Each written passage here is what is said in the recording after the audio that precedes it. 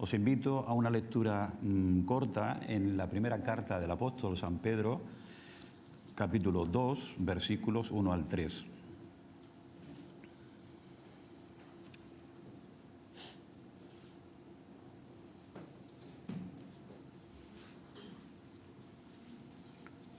Primera Pedro 2.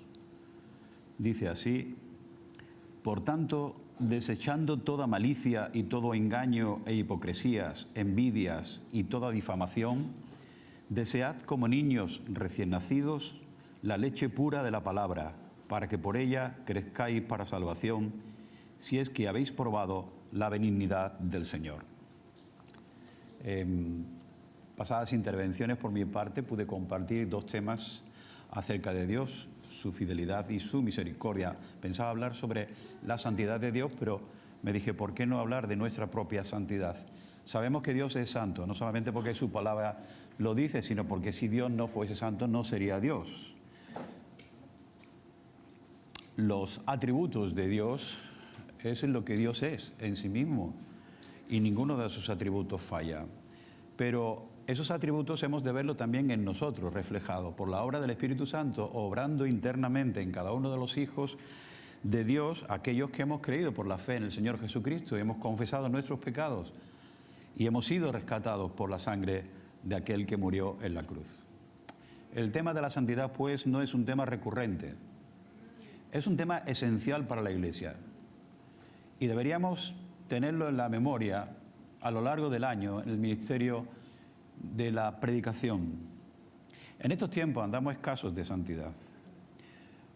Anoche, viendo un poco Mairena, paseando, veíamos la cantidad de desenfreno, de gente loca buscando beber y corriendo de la policía y hablando de amenazas en corros de chavales de 13, 12, 15 años.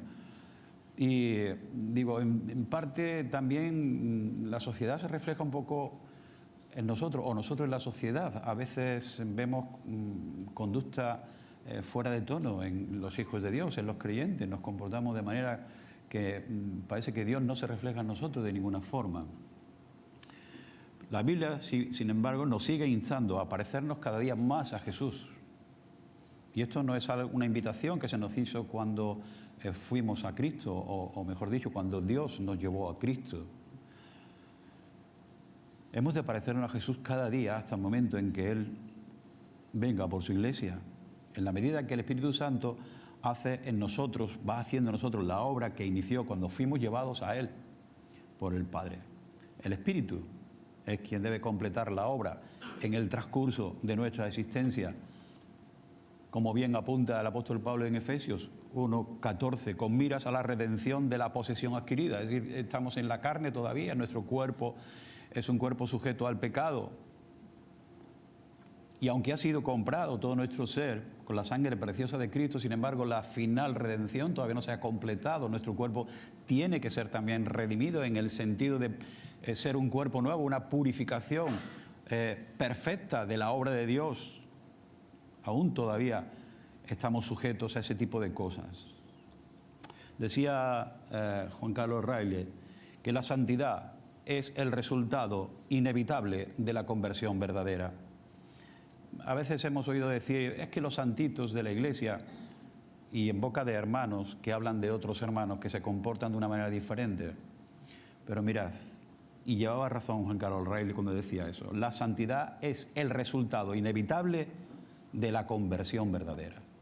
Si no estamos viviendo en santidad, hemos de preguntarnos si somos realmente de Dios, si somos realmente creyentes. Muchos confunden santidad con santurronería. El santurrón es el que se pasa todo el día rezando de rodillas, con cilicio, haciendo purgas, absteniéndose de un montón de cosas.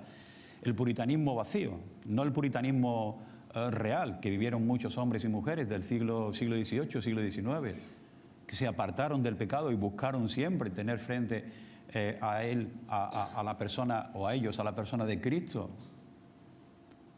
La santurronería vacía es la que se abstiene de cosas continuamente, no tomes, no comas, no bebas, no uses, que nos cita la palabra de Dios, que no lleva a ningún sitio, es simplemente obra de la carne. La santidad en el sentido práctico, queridos hermanos, es parecernos a Jesús. Ese es el sentido práctico de la santidad. La santidad no es hacer méritos para convertirte en un héroe delante de los demás. Para que eso sea posible es necesario conocer a Jesús. Si hemos de parecernos a Jesús, hemos de conocer a fondo a Jesús, profundizar en su figura, su persona, profundizar en sus palabras, profundizar en sus hechos. Y los hechos del Señor Jesús, el único fin que tenía en ello era hacer la voluntad del que le envió y acabar su obra, completar lo que vino a hacer. Y todo eso pasaba ¿por qué? Pasaba por la obediencia amorosa hacia el Padre y sufrir la cruz como suprema meta, glorificando el nombre de Dios como nunca antes había sido glorificado en la historia del ser humano. La cruz es el reflejo de la gloria de Dios en Cristo Jesús. Fue el máximo exponente de la presentación de la gloria de Dios al mundo. Y eso lo hizo el Verbo hecho carne cuando subió a la cruz del Calvario y entregó su vida por el pecado del hombre, ciertamente, pero por la obediencia al Padre. John Owen decía, el principio de santidad es motivado por un deseo para la gloria de Dios en Cristo Jesús. Ningún hombre puede tener este deseo a menos que sea regenerado. Si nuestra fe fracasa en producir santidad, no es la fe, refiriéndose a Tito 1:1, no es la fe de los escogidos de Dios. Así también nosotros, gente del siglo XXI, lleno de modernidades, de avances tecnológicos, somos llamados a ser santos, de la misma manera, con la excepción de la cruz, porque eso no podía ser realizado por ningún ser humano nacido de mujer, con la excepción del Verbo hecho hombre. La cruz que nosotros llevamos o hemos de llevar cada día no es la cruz de Cristo. Y eso ha de ser cada día de la semana. Stephen Charnock, otro pensador, decía, el poder es la mano de Dios, la omnipotencia su ojo, la misericordia sus entrañas, la eternidad su duración, pero la santidad de Dios es su belleza. Dios es hermoso porque es santo, es puro, es sin pecado, odia el pecado, no puede tener comunión con el pecado en ninguna de sus formas. En el capítulo 1 de esta carta, sintetizando mucho, el apóstol Pedro desarrolla para los peregrinos que se cuestionaban el porqué de las pruebas que le estaban sobreviniendo. Ellos estaban en la diáspora, estaban huyendo, saliendo de sus hogares, dejando atrás sus familias, marchaban hacia lo desconocido y encima le venían pruebas, vicisitudes, y ellos se preguntaban, se cuestionaban, ¿por qué de todo esto? ¿Por qué de todo esto? Pues él les fundamenta en el capítulo 1 su elección en Cristo para salvación y la figura de un futuro glorioso en el que la redención se completará cuando Él regrese. Y dice así en los versículos 4 y 5, para obtener una herencia incorruptible, inmaculada y que no se marchitará, una herencia reservada en los cielos para vosotros, que sois protegidos por el poder de Dios mediante la fe para la salvación que está preparada, la recuperación de lo que Dios ha comprado en su totalidad para ser revelada en el último tiempo.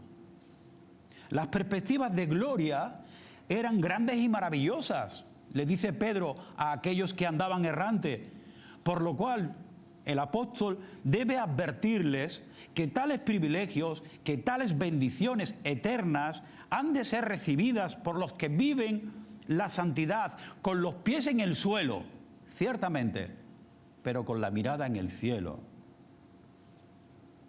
Y él era muy firme en sus demandas. Y les dice de esta manera, versículos 13 al 17, por tanto, por lo cual, por lo que acabo de decir, ceñid vuestro entendimiento para la acción, para ponerlo en marcha. Sed sobrios en espíritu. Poned vuestra esperanza completamente en la gracia que se os traerá en la revelación de Jesucristo. Como hijos obedientes, no os conforméis, es decir, no adaptéis la forma a los deseos que antes teníais en vuestra ignorancia, sino que por el contrario, dice, conducíos en temor durante todo el tiempo de vuestra peregrinación. Sed consciente de vuestra elección, porque, como alguien dijo, eso es fuerte motivo para la santidad. Ser consciente de que Dios te ha tomado es motivo para vivir una santidad conforme a sus propósitos. Mirad, cumplir estas exigencias no estaba al alcance de cualquiera que lo intentara por sus propios medios, como si de un cursillo práctico se tratara y al final te dan un diploma. No, la clave del éxito de todo esto estaba en Dios. ¿Quién? Dice el apóstol Pedro, quien según su grande misericordia nos ha hecho nacer de nuevo. La iniciativa es suya. Él nos ha hecho nacer de nuevo. Y no lo ha hecho de una simiente corruptible, no lo ha hecho por medio de nuestros padres, heredando una religión de primera, de segunda, de tercera, de cuarta generación, sea evangélica, católica, ortodoxa o cualquiera que sea. No, lo ha hecho Dios. No de una simiente corruptible que se muere, que se pudre, que termina, que finiquita, que no va más allá, sino de una simiente incorruptible, que no se corrompe, que no termina, que no caduca. Es decir, mediante la palabra de Dios que vive y permanece para siempre. Y termina ese capítulo el apóstol Pedro diciendo, y esta es la palabra que os fue predicada. No es otra palabra. Esa palabra que nos fue predicada, esa fue la semilla incorruptible plantada por Dios para salvación. Ahora, ¿qué pasa con la palabra que nos fue implantada? La palabra que nos fue predicada entonces y que fue implantada en nuestro corazón permanece, porque lo mismo que Dios permanece, permanece su palabra. Ambas cosas son eternas, no caducan. Y si eso obró para salvación en nosotros al principio, ella tiene que seguir siendo la base de nuestra fe. Alimentar nuestra fe por su palabra, para seguir avanzando en nuestra diáspora a lo largo de esta vida. Hermanos queridos, no esperamos más revelación. No esperamos más revelaciones de parte de Dios. Lo que Dios ha querido revelarnos está aquí en su palabra. Lo que Él no ha querido revelarnos, quizás en algún momento Él quiera hacerlo. No está obligado. Pero lo que hay aquí es suficiente.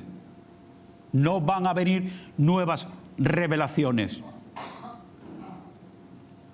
Lo que está escrito es más que suficiente. Ahora, la pregunta es, ¿quedó lo que está escrito solo para adornar nuestra vida, para adornar nuestra casa, para adornar nuestra biblioteca, nuestra mesita de noche? ¿O quedó para que hagamos un uso adecuado de ella cada día? Pues el apóstol Pedro dice muy claramente en los versículos que leímos al principio. Por tanto, dice ahora, por todo lo que os acabo de decir en el capítulo 1, hay un propósito para todo eso. ¿Cuál es el propósito? Dice, por tanto, desechando toda malicia, todo engaño, toda hipocresía, envidias y toda difamación, ¿qué tenéis que hacer, queridos míos? Le dice Pedro a aquellos hombres y mujeres que andaban huyendo, errantes por todo el mundo. ¿Qué tenéis que hacer? Tenéis que desear como niños recién nacidos. Anda que no lloran a un niño cuando tiene hambre, ¿eh? Los bebés. Y llora y llora, llora. Y hasta que la madre no da al pecho o el biberón, no se calla. ¿Y cómo se calla? Se calla con alegría, con satisfacción. Engancha. Y engancha ya no se oye al niño. Ese ejemplo queda para nosotros. Dice, desead como niños recién nacidos la leche espiritual no adulterada. La figura del niño siempre aparece en la palabra. Si no os volvéis como niños, ¿veis? La inocencia, la casi incapacidad de hacer el mal, de preparar el mal, de ubicar el mal en nuestra mente, de perfeccionarlo. Ahora la figura del bebé que necesita la leche de su madre. Vosotros tenéis que ser como esos niños, como esos bebés, anhelando recibir la leche espiritual, la leche pura de la palabra, para que por ella crezcáis para salvación o en vuestra salvación, para que no os quedéis solamente en lo bonito del principio de vuestra conversión. Pero apunta ahora el apóstol Pedro, si es que habéis probado la benignidad del Señor. Porque de todo hay, efectivamente. De todo hay. Hay creyentes, no creyentes y gente que parece creyente. Pero si de verdad hemos gustado la benignidad del Señor, si de verdad hemos gustado la gracia de Dios por medio de Jesucristo, el deseo de nuestro corazón será siempre ir a la palabra pura, la no adulterada, y beber de ella ansiosamente cada día. Y es entonces ahora cuando Pedro enlaza, él lo hace de una forma corrida, pero como para nosotros está dividida, yo lo digo tal como está. Pedro enlaza ahora los capítulos 1 y 2 y comienza en el capítulo 2, versículo 1 con un por tanto y termina en el 2:3, si es que. Es decir, la consecuencia de haber nacido de nuevo es el crecimiento progresivo. Lo que ha de resultar fallido si en realidad nunca se produjo tal evento, si nunca nacimos de nuevo. Porque la obra de la regeneración no es por el ser humano, es por la obra del Espíritu Santo y nunca del hombre. Bien, entre estos dos toques de atención se halla la consecuencia de todo lo que ha desarrollado en el capítulo 1 el apóstol Pedro, que no es otra cosa que andar en santidad mediante la absorción y la práctica de la palabra de Dios viva y activa, que nunca dejará de ser ni cambiará de forma. Podrá haber versiones, pero todas tienen que decir exactamente lo mismo, no lo contrario. Conforme avanza nuestro lenguaje, posiblemente muchas palabras empiezan a desaparecer y se intercalan otras nuevas, pero han de decir exactamente lo mismo. Tienen el mismo objetivo. Los seres humanos, por lo general, somos muy enamoradizos. Enamoradizos, además, a primera vista. Ya no hablo de hombres sobre mujeres, mujeres sobre hombres, no. Me refiero a otros tipos de enamoramiento, de lo cual se aprovechan las empresas comerciales. La ropa, por ejemplo. El calzado. La electrónica. Las casas, los coches, los alimentos. Por eso existe la publicidad. Es cuestión de bombardearnos con la publicidad e ir enamorándonos de aquello que se nos presenta delante de nuestros ojos para que invirtamos nuestro dinero en esas cosas. Ese es el objetivo de la publicidad. Bien, cuando nos convertimos al Señor suele ocurrir algo que en principio está muy bien. Nos enamoramos de Cristo. Nos enamoramos de la Biblia. Solemos hablar con otros lo bien que nos va en nuestro nuevo andar y además nos pasamos horas descubriendo las riquezas de Dios a través de la lectura de su palabra, pasando de ser extraños a empedernidos, y lo digo entrecomillado, empedernidos y fanáticos lectores bíblicos. Eso está muy bien. O a lo mejor no ha sido así en todos. No sé si eso ha ocurrido en todos o no. Pues puede que haya excepciones. Pero eso debería ser la norma. Sin embargo, pasado el tiempo y casi sin darnos cuenta, podemos llegar a vivir otra vez como aquellos que fuimos. La palabra deja de ser amada, y eso lo hemos de admitir delante de Dios, con profunda humildad y arrepentimiento. Deja de ser amada. Yo no digo que no deje, que deje de ser usada, digo que deja de ser amada en el sentido de amor, de volcar todo nuestro celo sobre aquello que pretendemos o aquello que nos interesa, sea lo que sea, en este caso la palabra. Y por tanto va poco a poco pasando a ser un objeto desconocido o recurrente. Si la tomo si me queda tiempo, si me apetece, si tengo ganas. Nuestra visión de Dios, por tanto, se va distorsionando y la santidad va dejando de ser la forma de vida exigida por Dios. Eso es poco a poco. No creéis que esto se produce de la noche a la mañana. Esto va poco a poco, poco a poco, poco a poco. Ese es el trabajo de Satanás.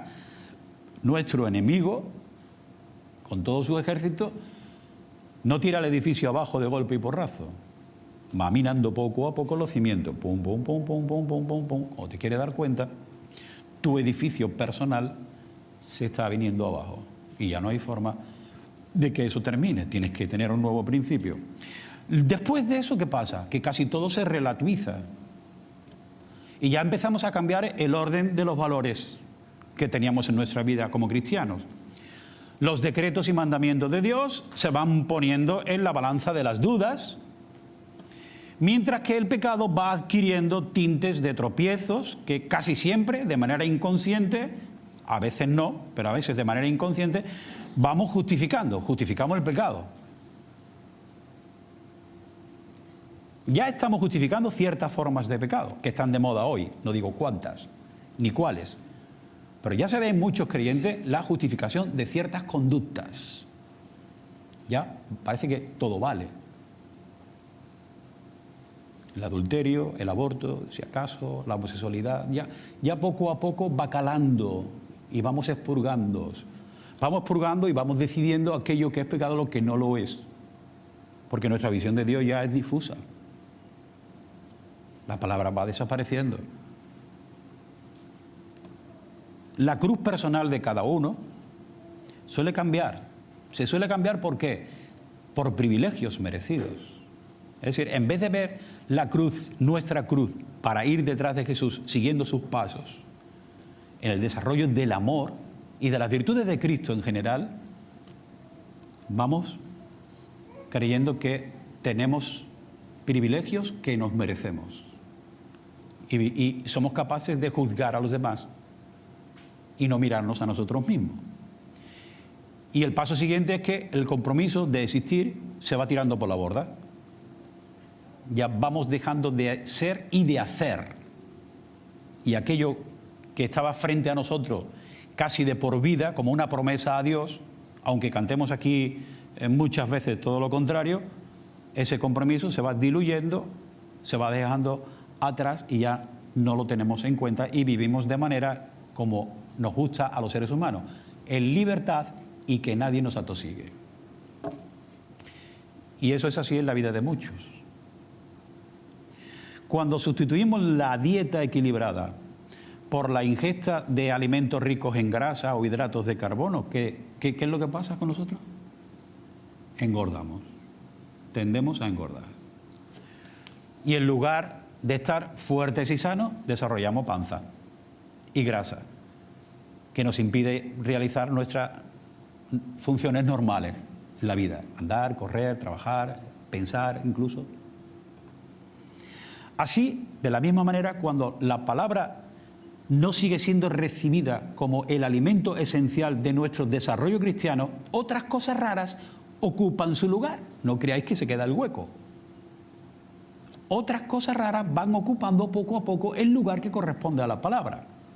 Y aquí entra lo que Pedro dice en el versículo 1. Toda malicia, todo engaño, hipocresías, envidias y toda difamación. Pues todo esto es dañino, todo esto es opuesto al amor Y todo esto nada tiene que ver con Dios. Y la suciedad, por los resultados, se ve que nos gusta. Se ve que a veces nos gusta andar en la porquería. Y esa porquería ya deja de ser aquello que nos repelía antes. Y esta lista no es exhaustiva, la que dice Pedro, es una lista corta. Si nos fuésemos a Colosenses capítulo 3, versículos 5 al 9, dice: por tanto, considerad los miembros de vuestro cuerpo terrenal como muertos a la fornicación, la impureza, las pasiones, los malos deseos y la avaricia, que es idolatría. Pues la ira de Dios vendrá sobre los hijos de desobediencia por causa de estas cosas. Es decir, si Dios va a castigar a los impíos porque hacen estas cosas, imaginaos, señores, si Dios está contra esto, vosotros no podéis haceros cómplices. Pero sigue diciendo más el apóstol Pablo: en las cuales cosas vosotros también anduvisteis, y habla de un pasado, anduvisteis en otro tiempo cuando vivíais en ella. Era normal en vosotros. Lo normal es que un cerdo se revuelque en el fango, en el lodo, y que coma porquería. ¿Por qué razón? Porque su naturaleza no le pide hacer otra cosa. Pero vosotros ya dejasteis de vivir en la porquería, dice. Vuestra naturaleza ya no es la humana. Habéis recibido una naturaleza de Dios. Sois hijos de Dios. Ahora vuestra forma de vida es distinta. Ha de cambiar. Dice, por tanto, aunque anduvisteis en ella, ya no es normal que andéis en ella. Pero sigue más. Dice, pero ahora desechad también vosotros todas estas cosas. ¿Y qué cosas son? Dice, ¿qué cosas son? Dice Pablo: ira, enojo, malicia, maledicencia, lenguaje soez de vuestra boca. No mintáis los unos a los otros, puesto que habéis desechado al viejo hombre con sus malos hábitos y os habéis vestido del nuevo, el cual se va renovando hacia un verdadero conocimiento y conforme a la imagen de aquel que lo creó. Señores, estamos viviendo una vida nueva y no es normal que nos volvamos a volcar de nuevo en la vida vieja. Esa vida vieja ha quedado atrás. No es posible recuperarla. Algo funciona mal en vuestras vidas si queréis volver a andar de la misma manera que andabais antes. Algo funciona muy mal. O puede ser que no hayan gustado la benignidad del Señor, que no sean creyentes verdaderos, o puede ser que el viejo hombre esté más vivo de lo que pensemos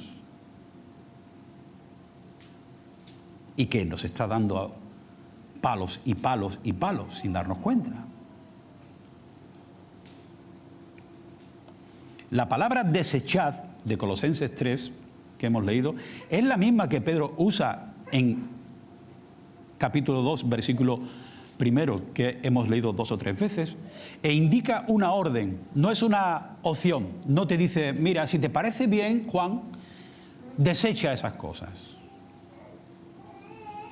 Tú piénsatelo, reflexiona en ellas, si lo ves adecuado, las desecha, pero oye, no quiero imponerte nada. No deja a Juan la opción para decidir. Les está diciendo, echad lejos, despojaos de estas cosas. Es decir, que de ninguna manera vivan en vosotros estas cosas. No permitáis que estén cerca. Arrojadlas fuera violentamente, sin ningún pesar, sin ningún remordimiento. Echadla. ¿Y por qué hemos de hacerlo? Porque la práctica de estas cosas nos aleja de la santidad y rompe nuestra comunión con el Señor. ¿Y sabéis cómo le llama a esto la Biblia? Le llama pecado. No le llama de otra forma para encubrir. Le llama pecado. Y sabéis que por causa del pecado Cristo fue a la cruz. ¿Y estamos jugando con fuego quizás? Por favor, no justifiquemos el pecado en ninguna de sus muchas formas. No pretendamos engañarnos a nosotros mismos y dejar tranquilas nuestras conciencias. Seamos realistas. Juan decía en su primera carta, si decimos que no tenemos pecado, mentimos. Mentimos. Charles Spurgeon decía, cada vez que pienso en el cristiano que debería ser, siento vergüenza del cristiano que soy. Y eso lo decía un hombre de Dios, acostumbrado a predicar a miles y miles y miles de personas en Londres, en el siglo XIX. Su vida estaba en Cristo y Cristo estaba en su vida. Y se reflejaba no solo en su palabra, en la palabra que predicaba una y otra vez, a los grandes, a los importantes, a las autoridades políticas de Londres, denunciando el pecado de todo el que hacía el mal, sino también al pueblo de Dios. Cada vez que pienso en el cristiano que debería ser, siento vergüenza del cristiano que soy. Por contra, dice Pedro, si habéis gustado de la benignidad del Señor, si la gracia de Dios por su palabra ha obrado en vosotros como instrumento para regeneración, entonces, ¿qué es lo que debéis hacer? Desead como niños recién nacidos la leche pura de la palabra para que por ella crezcáis para salvación. El mismo elemento por el cual somos renacidos, la palabra de Dios, es el que ha de servir para nuestro crecimiento. Las dos palabras, aunque parecen sonar igual, son distintas y son opuestas. Desechad y desead. Parecen iguales, pero no lo son. Son lo opuesto. Desechad es tirar lejos. Desead es acercar lo más posible. ¿Qué hemos de desechar? Lo malo. ¿Qué hemos de acercar? Lo bueno. Y lo bueno aquí en este caso es la palabra. Desechar lo malo, arrojarlo de vosotros lo más lejos posible, sin pena, sin dolor, sin remordimiento de ningún tipo, porque eso es dañino, porque por esa causa Cristo murió. ¿Y qué hemos de acercar? Dice, la palabra pura a vosotros, acercarla cada día más, cada momento más. La madre alimenta a su hijo desde el vientre hasta el seno. Si lo que hay en ella es sano, el bebé va a crecer sano, tanto dentro como fuera de su vientre. Y si el amor por su hijo no decae, va a procurar la mejor calidad de los sucesivos alimentos que tenga que ir dándole. Antes, durante y después. El amor hace eso. Así, igual para nosotros. La palabra de Dios, no solo antes y luego de nacer de nuevo, sino en el desarrollo absoluto, en el desarrollo total de nuestra vida cristiana. Yo soy un empedernido de los manuales. A veces mi mujer me dice, oye, o pregunta si tenemos algún manual de ahí, del aparato de vídeo, y a veces incluso puede ser que se extrañe que lo tengo, porque tengo una bolsa así de grande, y si el aparato no va a la basura, yo tengo el manual, del ordenador, de cualquier otra cosa. De los aparatos electrónicos siempre guardo los manuales y tengo que ir a ellos muchas veces cuando surgen problemas o para conocer algunas prestaciones más al cabo de los años. Me pasa lo mismo con los prospectos medicinales. Hay quien por costumbre cuando abre la caja de medicina la primera vez tira el prospecto, no sé por qué, porque el prospecto no te hace daño. Bueno, si lo lees muchas veces a lo mejor te deprime, porque hay tantas cosas que puede hacer la medicina, muchas más malas que buenas, que dices tú, pues prefiero no leerlo y así vivo tranquilo, ¿no? Pero solemos ser recopiladores de recetas de cocina, por ejemplo, llevar el manual del coche, del automóvil, algo falla, y siempre buscamos saber por dónde puede estar el fallo, qué podemos hacer, qué no hemos hecho, no sé. Yo no sé si todos suelen ser precavidos de estas cosas, ¿no? Pues fijaos bien, ¿cómo no serlo con la palabra de Dios? Yo me pregunto, ¿cómo es posible que a veces cojamos esto y de alguna manera la saquemos fuera de nuestra vida, como si ya no hubiese que ir más allá? Fuimos a ella antes de convertirnos, el Señor nos habló a través de ella, pum, pum, pum, pum, pum. Fue el recorrido, pero ya no me hace falta, ya soy hijo de Dios por la fe en Jesucristo, mi salvación está asegurada en Él y por tanto ya no tengo tanta necesidad de la Escritura. ¿Cómo va a ser eso? Oye, tú eres más que un coche, más que un televisor, más que un ordenador, más que una aspiradora. Tú no te conoces lo suficiente a ti mismo como te conoce Dios. Hay veces que tiene que indagar, ¿por qué mi conducta está siendo de esa manera? Y buscas en la palabra de Dios y te estás dando cuenta. El Señor te habla a través de esa misma palabra y te estás diciendo, chaval, has llegado hasta aquí, pero de aquí no deberías de haber pasado, pero pasaste. La palabra de Dios siempre te dice hasta dónde tenías que haber llegado y por qué, porque hiciste algo más de lo que no debías.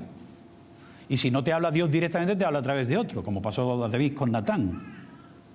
Él pensaba, nadie me ha visto, nadie sabe lo que he hecho, así que se queda todo escondido, pero la palabra de Dios vino a David por medio de Natán. ¿Y qué le dijo?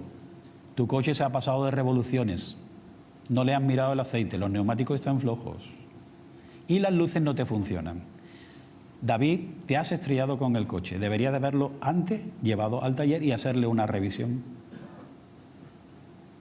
O sea, que su vida fracasó en ese aspecto, destrozada para siempre, destrozada para siempre. Aunque fue recuperado para el Señor, sin embargo, aquella mancha quedó ya para siempre.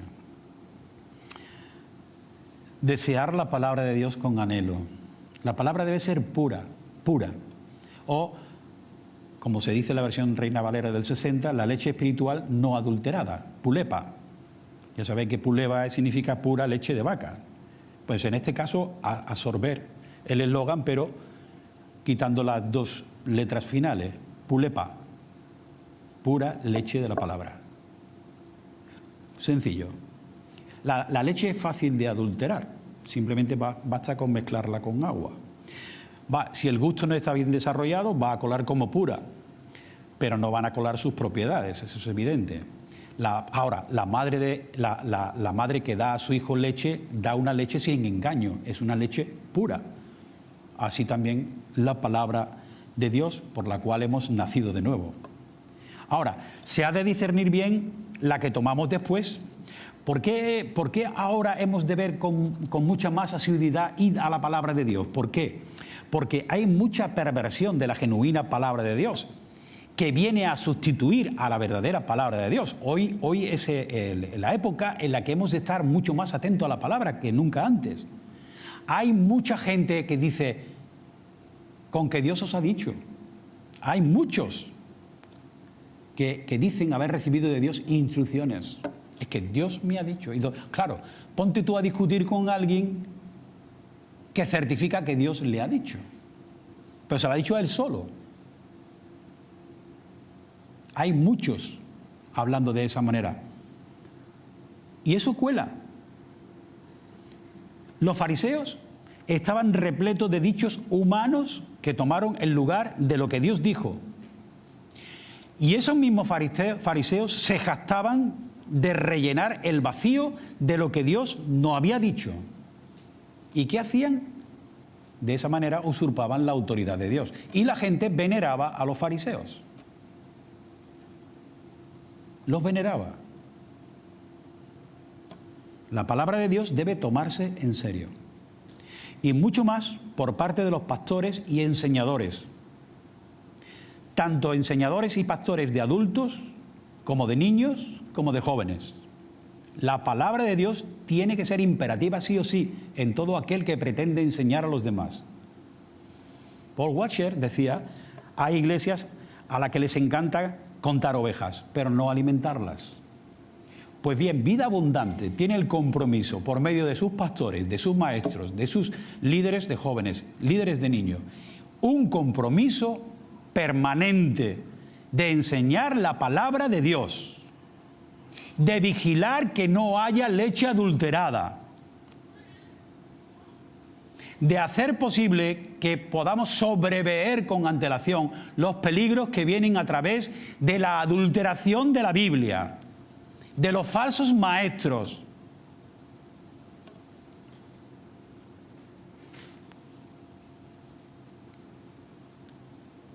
Caballeros, decía Spurgeon, déjense de hermosear la Biblia y prediquen la palabra de Dios. No necesitamos ninguna de sus alteraciones.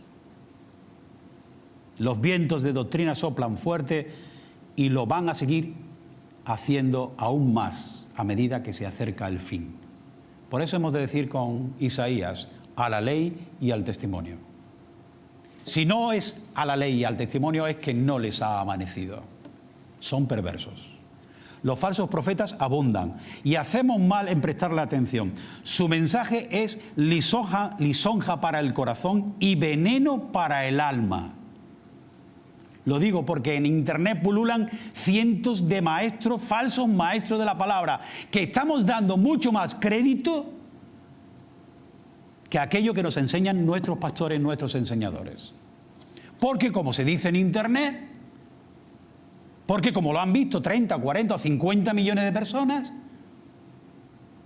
cuidado con eso. Ahora, para distinguir lo sano de lo enfermo, lo malo de lo bueno, hemos de estar preparados. Si no es así, nos van a colar todo. Buscar la leche espiritual no adulterada. Ella, por sí misma, os hará crecer para salvación. Buscad con deseo beber a diario de su fuente.